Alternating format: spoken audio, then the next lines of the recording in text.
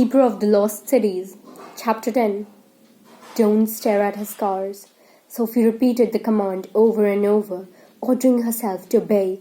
She tried to focus on the grey walls, with the glowing blue crystals set among the stones, or the 4 metal chairs, the only furniture in the room, that were bolted to the ground by large silver springs. But her eyes always returned to the warped, puckered dents on Brand's chin, or the red splotches and thin white lines that twisted and tangled their way up half of his cheek. He had a wheezing cough, covering his ruined mouth with a hand that was red and raw. "You brought a new person," he rasped when his throat had cleared. Grady wrapped an arm across her shoulders, and Sophie was surprised to feel that he was trembling. "Yes, this is Sophie. She lives with us at Havenfield now." Brand smiled, making his lip fold into the mottled lumps of flesh around it. Sophie dropped her eyes to the yellow-orange shirt he wore, with long floppy sleeves and a tie around the middle. It looked a bit like a bathrobe. Brent coughed again. How very unexpected. Before anyone could reply, he pointed to the satchel Adeline clasped against her stomach. "Is that for me?" Adeline crossed the room to where Brand sat and placed the satchel in his lap. "You know I never forget." The fabric shredded as he tore into the sack, the way a small child might rip open a present, revealing a round silver box. "Custard bursts!" Adeline smiled. "Chocolate, butterscotch, and lushberry. I made them this morning." Brand pried the lid, pulled out a square purple puff, what looked a bit like a colored marshmallow, and took a bite. Pink juice dribbled down the scar on his chin as he smacked his lips and stuffed the rest in his mouth. "Aren't custard bursts the best thing you've ever tasted?" he asked Sophie, spitting bits of crumbs. Sophie had never heard of them, but she didn't want to admit it, so she just said, "Yeah." His smile faded to her frown. "You've never tried one, have you?" "No, Sophie started, but Adeline cut her off. "I only make them once a year." Brand didn't say anything, and he definitely didn't offer her one as he closed his tin and tucked it in the back of the shreds of the bag. Sophie stared at her feet, counting the blisters peeking around the edges of her shoes. 7 separate welts had already formed, and she was sure there was more to come. But they stung less than knowing Adeline had a special treat she'd never shared with. Brand had another wheezing cough, shattering the silence. "Are you sick?" Adeline asked. "Don't!" he shouted as she reached out like she wanted to check his forehead for fever. He curled his arms around his legs, forming an impenetrable ball. "I'm fine." His voice sounded hoarse though. "Sit," he ordered, motioning to the 3 empty chairs. "Tell me what's happened over the last year." "Clearly there have been some changes." Sophie sank into a springy chair, surprised to discover it was actually comfortable. The metal was soft somehow, molding to her body like a cushion would, but it was cold. Or maybe the chill had more to do with the Brand's pale eyes had focused on her again. They were more of a grey than a blue, and they were framed with thick lashes, the same jet black as his hair. She realized then that Brand should have been good-looking, but the fire had ruined him. "Don't stare at his scars." "I've seen you before," he murmured, still studying Sophie. "You have?" He nodded, as his face traced every inch of her face, finally settling on her neck. His metal tin of custards clanged against the ground as he lunged for her. Sophie shrieked and tried to block him, but he pinned her shoulders to the chair with one arm while his other hand tore at her cape. "That's mine!" he shouted as Grady yanked him away and tossed him to the far side of the room. "What's gotten into you?" Grady yelled as Brant cowered in the corner, murmuring mine to his fist. Adeline rushed to Sophie, checking her for injuries. "Are you all right?"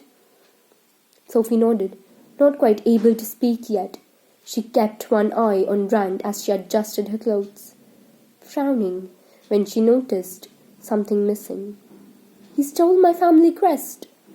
Brant kissed his fisted palm, and Sophie noticed the tiniest speck of yellow sparkle peeking between his fingers.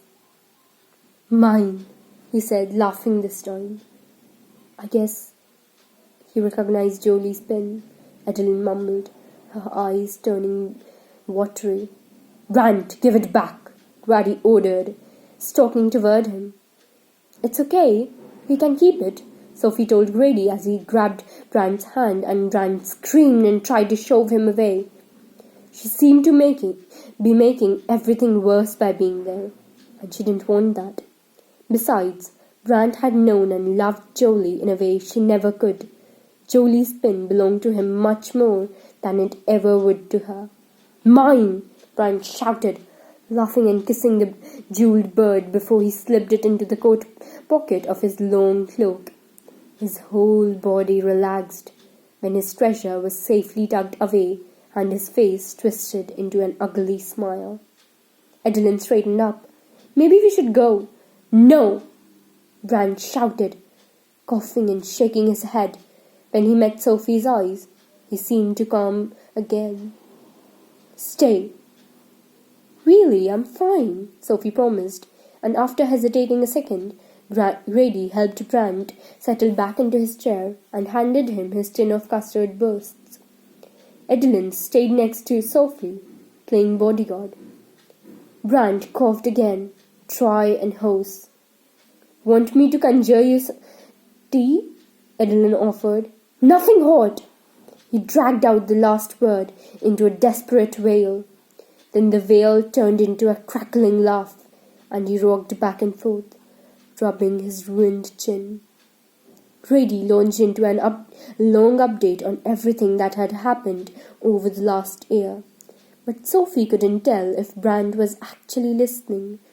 Mostly he stared at her with his damaged face, which made her want to look anywhere but at him, and yet he held her gaze like a tractor beam.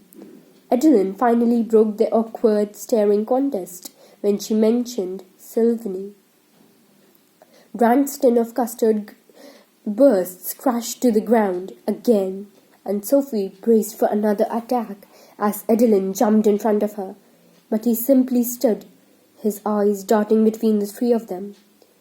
"You found another alicorn, a female." Grady moved to Sophie's side, taking her hand. Sophie was the one who picked up Sylvanie's thoughts in the forest and helped us bring her home. She'll be the one rehabilitating her too. Brant walked toward the wall, gazing at the smooth stones like someone might gaze out the window. "So the timeline will be reset." He spun back toward them, his grey eyes sparkling as they met Sophie's. "It's a turning point in our ever-changing world. Sure." The room fell into silence, and Sophie started to squirm, wondering how much longer they'd have to sit there in the cold, unsettling room with the cold, unsettling elf. Fortunately, Brant made it easy on them. "I'm tired now," he mumbled, dropping to the hard floor and curling up like a baby. "I need to rest." Sophie expected Grady and Adeline to help him to his bed. Instead, they got up and crouched beside him, squeezing his shoulders and telling him to sleep well. "See you next year," Brant murmured through a yawn. He patted Jolie's pin in his pocket like he needed to make sure it was there before he closed his eyes. By the time they made it to the door, Brant was already snoring. sure you're okay?" Grady asked her for the third time as they climbed the steps to their bedrooms at Havenfield. Sophie forced a smile, hating that she'd gone to support them and somehow ended up worrying them more. "It was hard, like you said it would be, but I'm fine, I promise. I just want to go to bed." "You're not going up there to try and figure out the Black Swan's clue, are you?" Grady folded his arms across his chest. The sun was barely setting and none of them had eaten dinner, but Sophie was ready for the emotional day to be over. "They waited more than 3 weeks to contact me. They can wait another night." She leaned in to hug them good night, but Adeline pulled away. She closed her eyes and snapped her fingers, and a small plate filled with 4 pinky puffy squares appeared in her hand. Sophie jumped back a step. She wasn't sure she'd ever get used to Adeline's ability to pull things out of thin air, as Adeline held out the plate to her. "I made these chocolate cherry custard bursts for you. I guess I should have given them to you earlier." "Thank you," Sophie said, filling the silence when Adeline's voice trailed off. She picked up a piece, surprised when it felt smooth like a hard candy, but it was like biting into sweet, sticky cloud filled with a fudgy chocolate cream and cherry goo. She had to slurp on it, wouldn't run down her chin. She thought nothing could ever taste better than mallow melt, but now she wasn't sure. Grady and Adeline laughed as she stuffed the rest of it into her mouth, puffing out her cheeks.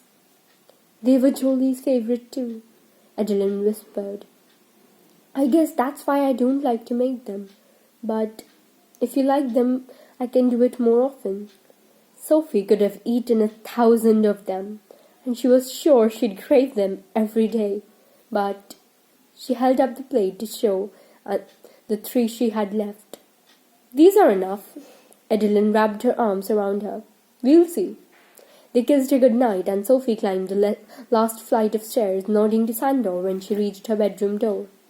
"All is well," he assured her, as his eyes lingered on her shoulder, like he could somehow see the bruise that was forming from where Brant restrained her. She swore Goblin had a sixth sense for injuries, but he didn't ask, just stepped aside to let her pass. As soon as she set foot in her room, low music started playing. Human music. And an old song she'd listened to hundreds of times growing up. Dex stopped by. Sandor explained behind her. "He left something to cheer you up."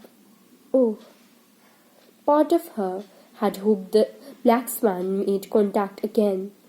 But when she spotted Iggy's cage, which had been moved from its small table against the wall of her windows to the center of her bed, she forgot her disappointment. Iggy, or she assumed it was Iggy, was now a puff of pink frizzy curls. Dex must have fed the tiny imp one of his special hair-growing EXILEs, which Iggy didn't seem to mind at all. He was having a lot of fun chasing his pink ringlets around and round. Her iPod had been propped against the cage, and when the song ended, Dex's face filled the screen. "Hey, Sophie," he said, flashing his dimpled grin. "I thought you might need a laugh after today, since I'm sure it wasn't easy." He looked down, biting his lip before he added, "My mom told me this morning that we might have trees there. Did you see them? That's kind of weird, don't you think? Well, never mind. I guess you'll tell me about it if you saw them. And there's hoping mine captured my stunning good looks." He smiled again, though it looked a little sad. "Anyway, since school is starting soon, my mom wants me to stay home a little more, and my dad needs to help him at the store. So I guess you're on your own with the vermin on for the next few days. Try not to let it eat you." He gave a goofy wave before the screen went black, and Sophie picked up the iPod, trying to figure out how he'd pulled off the trick. Dex was crazy for thinking technopathy wasn't cool. She set her custard bursts on her desk to finish later, changed into her pajamas, and pulled her puffy pink imp out of his cage, placing him on a pillow before she settled into bed. His fur felt softer than normal, and when she rumpled it, he started making his squeezy sound that reminded her of a purr. Iggy curled into a ball as she lowered the drapes, and within a few seconds he was asleep. But it wasn't his motorboat snoring that filled her mind as she closed her eyes. It was Brian's raspy, haunting voice, over and over. "I've seen you before." He never told her where.